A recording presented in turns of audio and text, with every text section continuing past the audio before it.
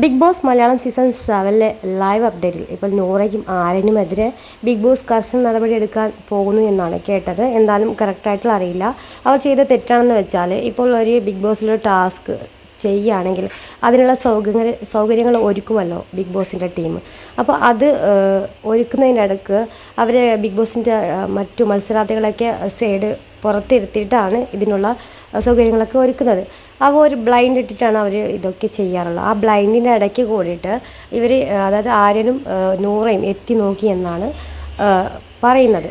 അപ്പോൾ big boss തന്നെ അപ്പോൾ തന്നെ വാണിംഗ് കൊടുക്കുന്നുണ്ട്, ഇവർക്കെതിരെ കർശന നടപടി എടുക്കുമെന്നാണ് കേട്ടത്. എന്തായാലും കറക്റ്റായിട്ട് അറിയില്ല. അപ്പോൾ എന്തിനാണ് അവിടെ നിന്നതെന്ന് ചോദിക്കുമ്പോൾ അവർ ആര്യം പറയുന്നുണ്ട് കാറ്റ് കൊള്ളാൻ വേണ്ടി നിന്നതാണെന്നും അല്ലാണ്ട് എത്തി നോക്കിയതല്ല എന്നും ഇവർ രണ്ടുപേരും പറയുന്നുണ്ട്. അപ്പോൾ ബിഗ് ബോസ് പറയാണ് ക്ലാസ് ഇട്ടിരിക്കല്ലേ എങ്ങനെ നിങ്ങൾക്ക് കാറ്റ് കൊള്ളാൻ അല്ലെങ്കിൽ കാറ്റ് കിട്ടുക എന്ന്. അപ്പോൾ കാറ്റൊക്കെ കിട്ടുന്നുണ്ട് എന്നും ആര്യൻ അപ്പം തന്നെ പറയുകയും ചെയ്യുന്നുണ്ട്.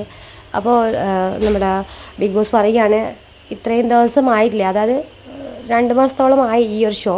ഇതൊരു വലിയ ബിഗ് ബോസ് റിയാലിറ്റി ഷോ ആണ്. അപ്പോൾ ഇവിടെ പക്വതയോടെയാണ് പെരുമാറേണ്ടത് എന്ന് കൂടിയുള്ള വാണിംഗ് കൂടി കൊടുത്തിരിക്കുകയാണ് 2 പേർക്കും കൂടി. ഇനി ഇവർക്കെതിരെ വല്ല നടപടി എടുക്കുമെന്ന് നമുക്ക് കാത്തിരുന്ന് കാണാം. അപ്പോൾ ഇതുപോലുള്ള ലൈവ് അപ്ഡേറ്റുകൾക്കായി ഈ ചാനൽ സപ്പോർട്ട് ചെയ്യാൻ മറക്കല്ലേ.